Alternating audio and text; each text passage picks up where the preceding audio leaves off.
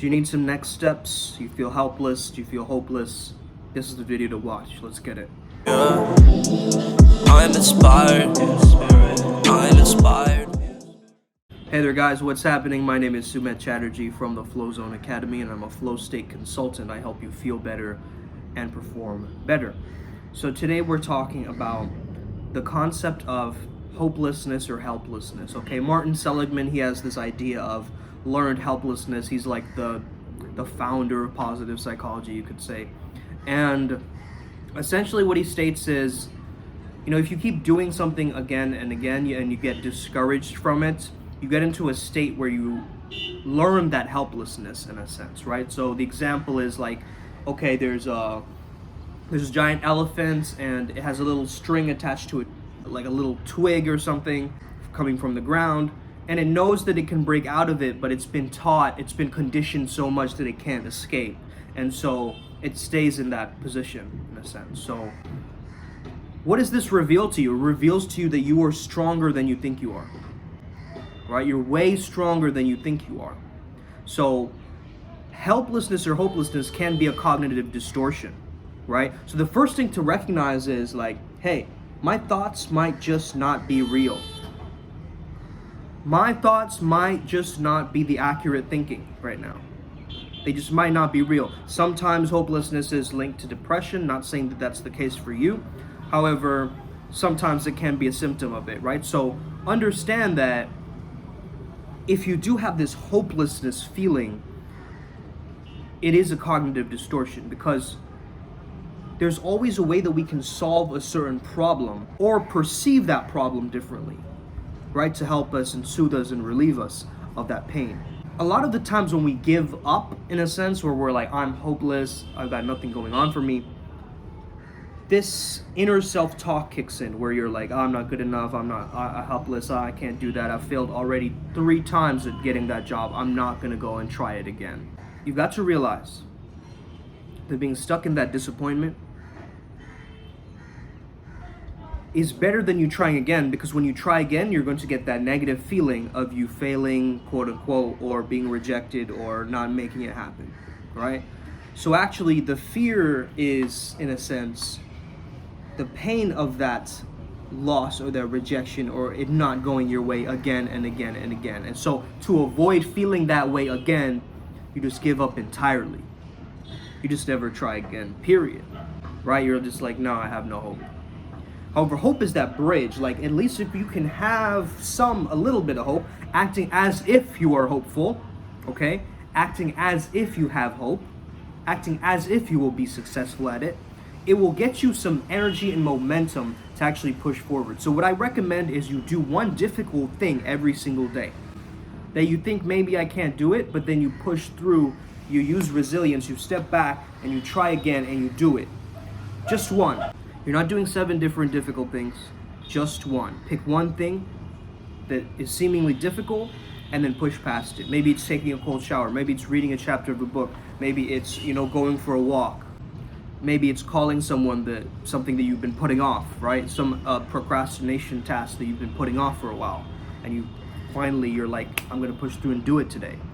So find that internal grit and motivation that will push you past this hopelessness feeling. As you try that out, you will try to find proof that will start to slowly correlate to your success. So find the limiting beliefs and cut them down to get to the limitless beliefs. Okay, in my opinion, limitless beliefs are beliefs that keep expanding and growing over time, whereas limiting beliefs actually create a boundary around what you can actually accomplish and do. Hope is holistic optimism for progress and encouragement. Okay, so Martin Seligman believes that the cure for learned helplessness is actually optimism. Okay, so when you have a holistic optimism for progress and encouragement, you start to move forward. You start to get that hope back. So you want to start doing things that make you feel like you're moving in the right direction, okay? It's not so much that this is the right task, it's just you're doing things that are moving you in the right direction, okay? So you want to have this internal sensor where you're doing certain activities that make you feel like, okay, now it's making my GPS go this way, whereas, in my life I see myself actually doing these amazing things. So I'm going to move my GPS slowly this other way.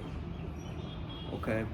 So you want to have an internal reference system where you're like, okay, these are activities that will actually build my hope and build my optimism. These are activities that will diminish my hope, diminish my optimism. That doesn't mean you don't try the difficult tasks or what seems overwhelming or something that you failed at. It's still opening up the probability and possibility of you doing it anyway. So let's say that you want to talk to a person, you're like, no, I never talk to people, they always don't like me. What if you took the closest step towards talking to them? What if you just walked past them? Okay, try that first. Then the next day, what do? You take a little step closer. Maybe you say hi, that's it. You're just there to say hi. Okay, the same, you can practice this with the cashier, right, where you're going to be forced to interact with them sometimes as well, right? Someone who's in the checkout aisle of the grocery store, right, so you can just say, hey, how's it going? The next day you go to that grocery store, a different grocery store, you say, hey, how's it going? My day was great, right? And you keep extending that communication until you build a reference of like you're slowly, right, getting more hopeful. You're using this conversation, it's a skill set builder, right? You are using shame attacking exercises, as psychologist Albert Ellis says, right? I would also say to journal about why you feel hopeless, right? What is it about that? Because once you get to the root of that, then you'll start to understand that, okay, this is why, right? Maybe it's linked to a very specific memory. And that memory has been haunting you for years. And that keeps replaying every time that you try to take action, that memory comes up again and again and again. There's giving up and then there's surrender. Surrender is a better opportunity for you right now as you feel hopeless. Because surrender is surrendering to a higher power, right? Surrendering to God, surrendering to the universe. Being like, hey, I'm not too sure what to do right now. I'm going to pray. I'm going to meditate. I'm going to go inwards. I'm going to say, let me get out of my own way. Let me actually dissolve my ego for a few minutes so that I can get some internal guidance coming in. Because that's where the internal guidance system, the GPS I was talking about, that's when it really starts to kick off. Oh, this is my advice to you. If you have any other questions, if you want to work with me one-on-one to discover more about your hopelessness and different strategies to work you out of it, because everybody's situation is obviously different. There might be certain memories for you to process, some emotions for you to dig out and really start to explore. I do one-on-one coaching online as well, so if you reach out to me, if you shoot me an email, if you shoot me a DM on Instagram, let's get working right away, and may you never be the same again. Let's get it. Upward Spiral Gang, stay legendary. Let's get it. May the flow be with you.